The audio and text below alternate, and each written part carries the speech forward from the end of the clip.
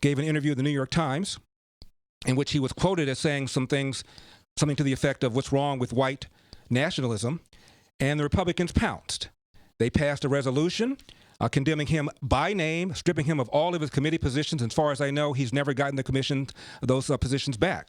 And I compare the treatment of Steve King to the treatment of Trent Lott some years ago when Trent Lott was flattering Strom Thurmond on his 100th birthday. That's all he was doing. Republicans pounced because Republicans are deadly afraid of being accused of racism. So a position of leadership that Trent Lott was supposed to get, he didn't get as a result of that. Lott goes on a perp walk, including going on BET and apologizing. And he was even asked on BET, will he stop hanging around with certain people that this host thought were offensive? It was ridiculous. But that's how the Republicans roll when they perceive somebody in their own ranks to be racist, because they are deathly afraid of being called racist. Please welcome to the program Representative Stephen King from Iowa. Representative, thank you very much for taking the time. We appreciate it. Well, Larry, I appreciate you having me on. And I just would like your listeners to know that we had a telephone conversation for probably a little over a week ago, and it was a respectful, professional conversation. And I want them also to know that over the years, you have earned my respect. And so I was disappointed with this article, but I also want people to know that, you know, you have earned your stripes, and you've been carrying a banner that's good for America, especially good for black conservatives in America.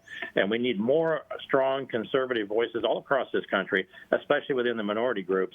And that's what can put America back on the right track again, Larry. Well, Congressman, I really appreciate that. There's only one thing I want to talk to you about that. Then I want to talk to you about your reaction to the State of the Union speech and what Nancy Pelosi did. You told me in our conversation that you were misquoted by the New York Times. You never said what they said. Now, if you were misquoted, why did you vote for a resolution condemning remarks that you didn't even make, Congressman?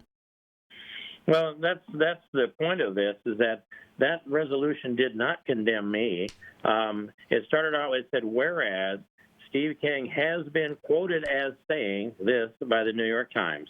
And I was quoted as saying that. That part was true. All the rest of it was rejections of white nationalism, white supremacy. I agree with all those rejections.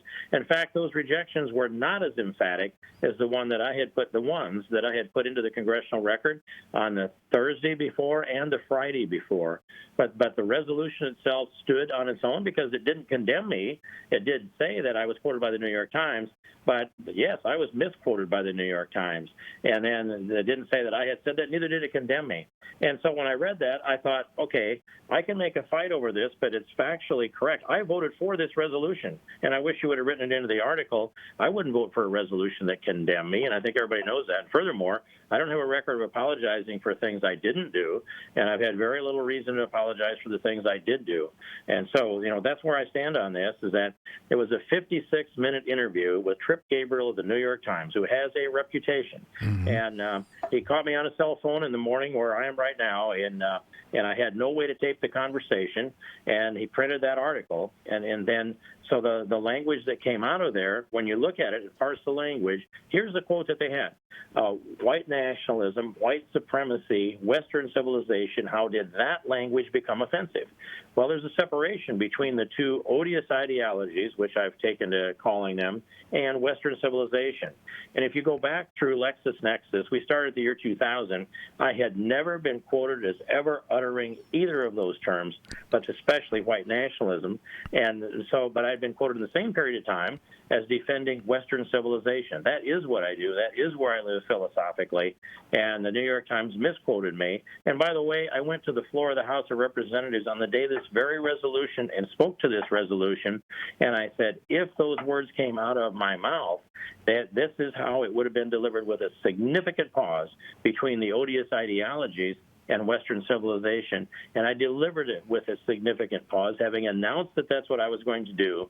And the best clerks in the world on the floor of the House of Representatives misquoted me exactly the same way that the New York Times did, which I think proves my case beyond any doubt, and there's many other points to do so. My guest is Republican Representative Stephen King from Iowa. Representative, you were one of the first ones to come out and support the president. Has he reached out and offered any kind of consolation or advice to you about all of this? Well, I've had conversation with the president on this a couple of times, and I appreciate the professional conversation that he and I have. Mm-hmm. I have just said that the president has got enough to worry about. He doesn't need another anchor to drag, to throw that overboard and drag it along the bottom. And so I don't want the president to take this load on, but it's pretty clear the president hasn't taken a shot at me. Most of the rest of the hierarchy of the Republican Party at the national level and in the Iowa level have done so. But the president is clear. I mean, he understands this. He knows me. We've known each other for a good number of years.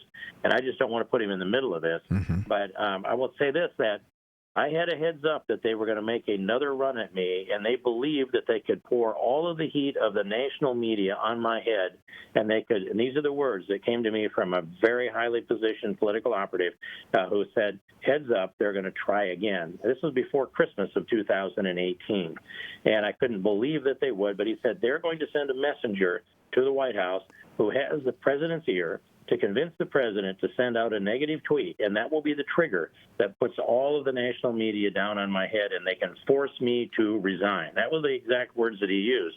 And so I preempted that at the White House to the extent that I could. Successfully, I think, is very evident.